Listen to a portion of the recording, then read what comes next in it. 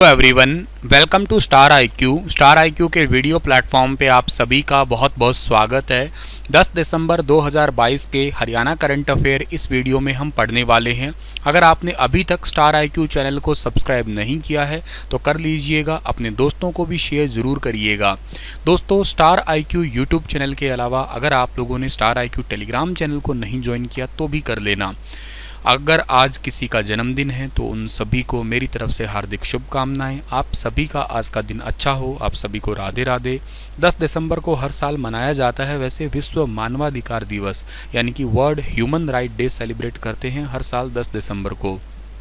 आज का पहला सवाल पढ़ें उससे पहले कल आपसे सवाल किया था, उसका सही जवाब क्या होगा। हरियाणा के राज्यपाल ने किसके द्वारा लिखित सरस्वती नदी और द आर्यंस नामक किताब का विमोचन किया है? तो ये किताब का विमोचन किया है पी लाल के द्वारा लिखी गई किताब का। ऑप्शन नंबर बी जो है सवाल का वो बिल्कुल ठीक रहेगा। पूर्व IPS अधिकारी हैं श्री पी लाल, इनके द्वारा लिखी किताब है सरस्वती नदी और द आर्यंस। इस किताब का विमोचन किया है अभी हाल ही में हरियाणा के राज्यपाल जी द्वारा। आज का पहला क्वेश्चन है कि हरियाणा के मुख्यमंत्री वर्चुअल माध्यम से 10 दिसंबर 2022 को कितने लाख लाभार्थियों को नए चिरायु कार्ड वितरित करेंगे? वर्चुअल माध्यम का मतलब ये हुआ कि ऑनलाइन तरीके से जो है ना वो 10 दिसंबर को यानी कि आज ही के दिन 10 लाख लाभार्थियों को नए चिरायु कार्ड, ये वही कार्ड है जो मैंने आपको थोड़े दिन पहले भी बताए थे। 21 नवंबर की बात थी। 21 नवंबर 2022 को हरियाणा का एक जिला जिसका नाम है गुरुग्राम और गुरुग्राम का एक एरिया जिसका नाम क्या है मानेसर, या इसको आप नगर निगम भी कह सकते हैं, हरियाणा का 11वां नगर निगम, ठीक है। तो यहाँ से इस चिरायु आयुष्मान कार्ड या गोल्डन कार्ड जो है ना ये सुविधा स्टार्ट की गई थी। जिस परिवार की सालाना इनकम 1,80,000 से कम है फैमिली आईडी के अंदर, और इसके साथ साथ जो है ना जिनके 5 एकड़ से ज़मीन कम है या गरीब परिवार है, उन परिवारों को इस योजना का लाभ दिया जाएगा। सालाना 5 लाख रुपये तक का फ्री इलाज है इस योजना के तहत। तो इस योजना के अंतर्गत 5 लाख का स्वास्थ्य लाभ जो है ना हर एक परिवार को दिया जाएगा। इसके तहत 1,80,000 से कम वार्षिक आय होनी चाहिए और इसके लिए अच्छे उपचार की सुविधा दी जाएगी। तो बाकी चीज़ें तो खैर मैंने आपको पढ़ाई दी है सारी की सारी, ठीक है। खैर नेक्स्ट आपका जो क्वेश्चन रहने वाला है, और हाँ एक बात और याद रखिएगा, हरियाणा के लगभग 1600 गांव और सभी शहरी क्षेत्र में आयोजित कार्ड वितरण शिविर जो है ना इसके माध्यम से ही वितरण किए जाएंगे। जैसे मतलब छोटे छोटे शिविर लगाए जाएंगे जिसके तहत लोगों को जो है ना ये चिरायु कार्ड दिए जाएंगे। हरियाणा में नई पंचायत का कार्यकाल कब से स्टार्ट होने वाला है? तो हरियाणा के अंदर नई पंचायत का कार्यकाल स्टार्ट होने वाला है आने वाली 14 दिसंबर से। क्योंकि आपको याद हो तो अभी 3 दिसंबर के दिन जो है ना जितने भी पंचायत के अंदर चुने गए प्रतिनिधि थे, चाहे वो सरपंच हो, पंच हो, जिला पार्षद हो, उन्होंने शपथ ली थी और अभी 14 दिसंबर से जो है ना इनका नया कार्यकाल स्टार्ट हो जाएगा।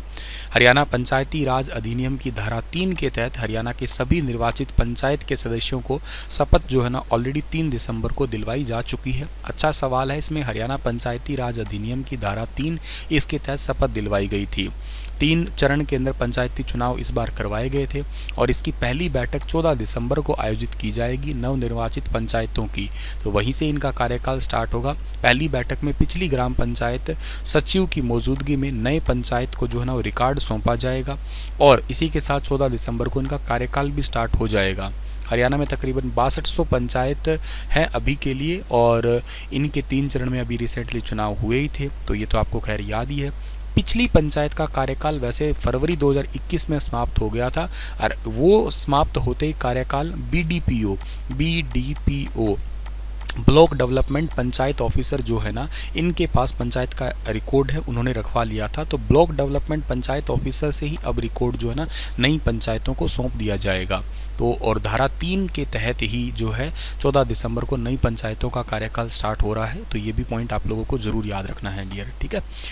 सो निक्षय मित्र और क्षय रोग TB मुक्त भारत अभियान की राष्ट्रीय दूत अभी हाल ही में किसे बनाया गया है? काफ़ी ज़रूरी सा सवाल है, याद रखना आप लोग। निक्षय मित्र और इसके साथ में क्षय रोग यानी कि ट्यूबरक्लोसिस की अभी फ्री इंडिया कैंपेन के लिए नेशनल एम्बेसडर नियुक्त किया गया है दीपा मलिक को। बहुत इंपॉर्टेंट सा सवाल है, एग्जाम में ज़रूर आपके लिए काम आएगा। दीपा मलिक को नियुक्त किया गया है। रिसेंटली TB मुक्त भारत अभियान की राष्ट्रीय राजदूत और निक्षय मित्र बनकर जो है ना TB मुक्त भारत अभियान को अपना समर्थन देने का संकल्प इन्होंने लिया है। दीपा मलिक ने पद्म श्री, खेल रत्न, अर्जुन पुरस्कार, भारत की पहली महिला पैरालंपिक पदक विजेता, ऐसे कई सारी जो है ना उपलब्धियां हासिल कर चुकी है। इसके अलावा ये भारत की पैरालंपिक समिति की अध्यक्ष भी है। इनको नई दिल्ली के प्रगति मैदान के अंदर 41वें भारतीय अंतर्राष्ट्रीय व्यापार मेले के अंदर स्वास्थ्य और परिवार कल्याण मंत्री जो है ना उन्होंने ही मंत्रालय का जो मंडप है उसके अंदर टीबी जागरूकता गतिविधियों में इन्होंने भाग लिया था। और वहीं पे ही भारत की माननीय राष्ट्रपति द्रौपदी मुर्मू के द्वारा जो है ना एक निक्षय मित्र अभियान स्टार्ट किया गया था। और निक्षय मित्र पहल टीबी पीड़ित रोगियों को पोषण देता है। इसके अलावा जो है ना उनको व्यावसायिक सहायता देने की कोशिश करता है। और निक्षय मित्र के रूप में स्वयं 5 टीबी रोगियों को जो है ना गोद लिया है इन्होंने, एवं लोगों को इस योजना में नामांकित होने के लिए प्रोत्साहन भी दिया ताकि वो टीबी रोगियों को गोद ले, ताकि इस व्यक्ति के कलंक को दूर कर सके, उनको किस तरीके से जल्दी ठीक करवाया जा सके, टीबी पे जल्दी जीत जो है ना वो प्राप्त की जा सके। प्रधानमंत्री नरेंद्र मोदी ने साल 2018 में दिल्ली एंड टीबी शिखर सम्मेलन में 2030 के एसडीजी लक्ष्य से 5 साल पहले ही देश को टीबी समाप्त करने का आह्वान किया है। यानी कि यूँ समझो कि भारत का टारगेट है 2025 तक देश से टीबी को बिल्कुल जड़ से हटा देना। हरियाणा का भी यही टारगेट है कि 2025 तक टीबी को जड़ से समाप्त करना, और ये दोनों ही मतलब सेम ही है, आपको ये याद रखना है। निक्षय मित्र पहल जो है ना ये टीबी मुक्त भारत अभियान का एक बहुत ही इंपॉर्टेंट सा पहल है, जिसमें मतलब जिस पेशेंट को टीबी होता है उसको गोद लेना होता है, यानी कि उसके पोषण संबंधी सहायता करना, उसकी हर रोज़ की रोज़मर्रा की ज़िंदगी है ना उनमें हेल्प करना, उनको फाइनेंशियली हेल्प करना, मतलब दान दाता बनना है उनके लिए। ये है निक्षय मित्र पहल एक प्रकार की, ठीक है। और टीबी मुक्त भारत अभियान का प्रारंभ जो है ना 2018 के अंदर प्रधानमंत्री मोदी जी ने किया था। टीबी मुक्त करने का उद्देश्य है 2025 तक का। और निक्षय मित्र पहल टीबी पीड़ित रोगियों को पोषण, उनको सहायता वगैरह देने की कोशिश करने की एक पहल है। दीपा मलिक जो है ना इनका जन्म हुआ था 30 सितंबर 1970 को भैंसवाल में हुआ था, सोनीपत हरियाणा के अंदर। इनको राजीव गांधी खेल रत्न अवार्ड मिला था 2019 में। पद्म श्री 2017 में। प्रथम महिला पुरस्कार महिला एवं बाल विकास मंत्रालय की तरफ से 2017 में मिला। वुमेन इंडिया अवार्ड मिला था नीति आयोग की तरफ से। विमेन ट्रांसफॉर्मिंग इंडिया 2016 का अवार्ड मिला था। अर्जुन अवार्ड 2012 में मिला हुआ इन्हें। पीएम सम्मान 2020 में। और अंतर्राष्ट्रीय पुरस्कार में देखा जाए तो एशिया पैरा गेम्स जकार्ता के जो 2018 के हुए थे उसमें जैवलिन में कांस्य पदक जीता था। एशिया पैरा गेम्स 2018 में डिस्कस में कांस्य पदक जीता था। और इसके अलावा पैरा ओलंपिक्स गेम्स रियो ब्राज़ील 2016 में शॉटपुट में सिल्वर जीता था। एशिया पैरा गेम्स जो है ना इचियॉन में 2014 में जो थे उसमें जैवलिन में silver medal. Asia para games 2010 shot put के अंदर जो है ना कांस्य पदक इनको मिला था। और यमुना नदी के बहाव की उल्टी दिशा में 1 किलोमीटर की दूरी तय की थी इन्होंने इलाहाबाद में साल 2008 में। और इसी के लिए इनको लिम्का बुक ऑफ रिकॉर्ड में इनका नाम दर्ज शामिल हुआ है। 58 किलोमीटर तक स्पेशल तरीके से bike riding, pan India driving में 3278 किलोमीटर का सफ़र, लद्दाख में सबसे ऊंची रोड पर ड्राइविंग करके पहुंचना, इन सभी कामों के लिए इनका नाम लिम्का बुक ऑफ रिकॉर्ड्स के लिए भी दर्ज किया जा चुका है। हरियाणा का पहला डाकघर निर्यात केंद्र किस जिले में खोला गया है?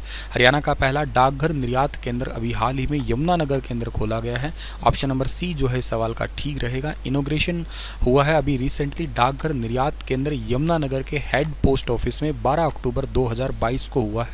ये जरूर याद रखना आप लोग। हरियाणा की मुख्य डाकपाल का नाम है मीरा रंजन। इन्होंने यमुनानगर के मुख्य डाकघर के अंदर डाकघर निर्यात सेवा का उद्घाटन कर दिया है, जिसके तहत बिजनेस करना बड़ा आसान हो जाएगा। और ये यमुनानगर में हरियाणा का पहला डाकघर निर्यात सेंटर खुला है, ये भी इंपॉर्टेंट है। इस डाकघर के माध्यम से देखो पहले 100 साल पहले भी बहुत टाइप की सेवाएं दी जाती थी। 1883 में डाक बीमा योजना की शुरुआत हुई थी। 1950 में डाकघर में बैंकिंग सुविधा भी स्टार्ट कर दी गई थी। और ये जो और फैसिलिटी है आने वाले दिनों में करनाल, गुरुग्राम, फरीदाबाद, इन जिलों के अंदर भी डाक पार्सल केंद्र जो है ना ये भी खोल दिए जाएंगे, जिससे चिट्ठियाँ पेंशन की सुविधा तो है ही है, इसके अलावा अब जो है ना सामान निर्यात भी कर सकेंगे व्यापारी। इससे पहले क्या करना पड़ता था, दिल्ली जाना पड़ता था व्यापारियों को, लेकिन अब इन्हें दिल्ली नहीं जाना पड़ेगा, यहीं से ही अपने पार्सल जो है ना वो सरकारी दाम से ही जो है ना वो ट्रांसफ़र कर सकेंगे। और यमुनानगर एक ई कॉमर्स का हब है, ये तो एक इम्पॉर्टेंट बात है ही है। आगे बढ़ के 400 से 500 पार्सल जो है ना वो खोले जाएंगे, या यूँ कहिएगा बुकिंग, अभी तो 100 आर्टिकल के आसपास बुकिंग का टारगेट रखा है, लेकिन आने वाले टाइम में 400 से 500 पार्सल जो है ना बुकिंग का टारगेट रखा जाएगा यहाँ पे।